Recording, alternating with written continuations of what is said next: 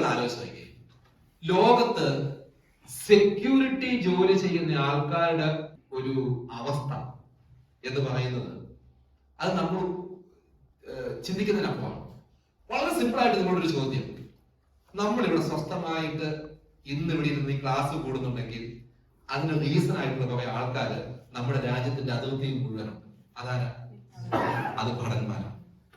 എവിടെയും ആയിക്കോട്ടെ, ഇന്ത്യയുടെ ഏത് അതിർത്തിയുമായിക്കോട്ടെ, അവിടെയൊക്കെ ഇന്ത്യയുടെ ഭടന്മാര് കൊടും തണുപ്പിലും കൊടും ചൂടിലും അവിടെ കാവൽ നിൽക്കുന്നു.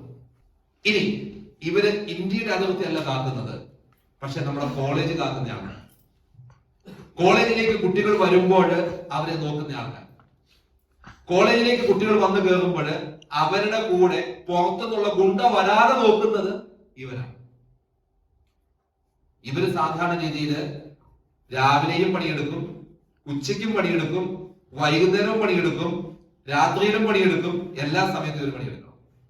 നമ്മൾ കിടന്ന് ഉറങ്ങുന്ന സമയത്ത് ഇവര് പണിയെടുക്കും. ഷിഫ്റ്റാണ്, ഡ്യൂട്ടിയാണ്, അതിന് പ്രശ്നമൊന്നുമില്ല, എല്ലാവരും അങ്ങനെ പണിയെടുക്കുന്നതാണ്. പക്ഷെ ഒരു സെക്യൂരിറ്റി എന്ന് പറയുന്നത് ഈ കോളേജിൽ എന്തൊരു പ്രശ്നം ഉണ്ടായാലും ആദ്യത്തെ റെസ്പോൺസിബിൾ ആയിട്ടുള്ള ആളാരായിരിക്കും? സെക്യൂരിറ്റി. MD ചോദിക്കും, സെക്യൂരിറ്റി ഇല്ലായിരുന്നു. GM ചോദിക്കും, സെക്യൂരിറ്റി ഇല്ലായിരുന്നു.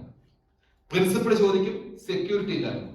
ഒരു പ്രശ്നം നടന്നിട്ട് പുറത്തുനിന്ന് പോലീസ് വന്നാൽ ചോദിക്കും, സെക്യൂരിറ്റി ഇല്ലായിരുന്നു.